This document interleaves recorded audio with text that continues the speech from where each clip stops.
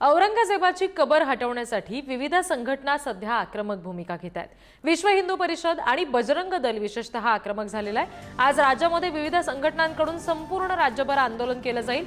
राज्य सरकारकडून औरंग्याच्या कबरीवरील सुरक्षेत सध्या वाढ करण्यात आलेली आहे। कबर हटवण्यासंदर्भात या संघटनांची भूमिका ठाम आहे, आक्रमक आहे। आणखी तपशील आपण घेणार आहोत। प्रतिनिधी चैतन्य गायकवाड आपल्याशी जोडले गेलेत त्यांच्याकडून। चैतन्य, नेमक्या कोणत्या संघटना आहेत ज्यांनी ही कबर हटवण्यासाठीची भूमिका घेतली आहे आणि त्या पार्श्वभूमीवर राज्यभरात आंदोलनाची सुद्धा स्थिती दिसतेय? रिद्धी, निश्चितच आपण काही बघतोय की गेल्या काही दिवसांपासून औरंगजेबाची कबर हटवावी अशा प्रकारची मागणी जी आहे ती हिंदुत्ववादी संघटनांकडून केली जाते। आणि आज छत्रपती शिवरायांची तिथीप्रमाणे जयंती देखील आहे आणि या जयंतीचे औचित्य साधून विश्व हिंदू परिषद, बजरंग दल त्याचप्रमाणे इतर हिंदुत्ववादी संघटना देखील आक्रमक झालेल्या आहेत।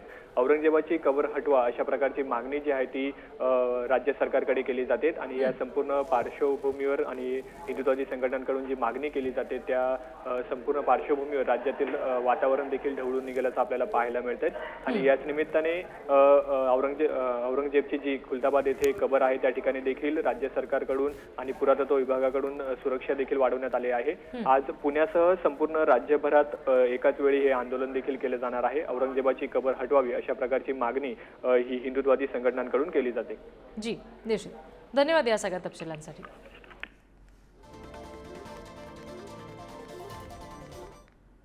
पुढची बातमी, विजय शिवतारे यांनी मुख्यमंत्री देवेंद्र फडणवीस यांना पत्र लिहिलेलं आहे। औरंग्याची कबर हटवावी अशी मागणी त्यांनी या माध्यमातून केलेली आहे। कबरीभोवतालचे अवशेष सुद्धा नष्ट करण्याची मागणी करण्यात आलेली आहे। विजय शिवतारे यांनी फडणवीसांना तसं पत्र लिहिलंय।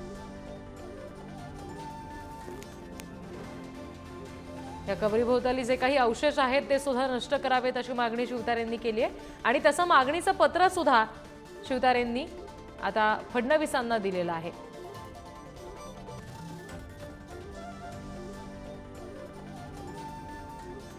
विजय शिवतारे यांनी मुख्यमंत्री फडणवीसांना पत्र लिहिलेलं आहे।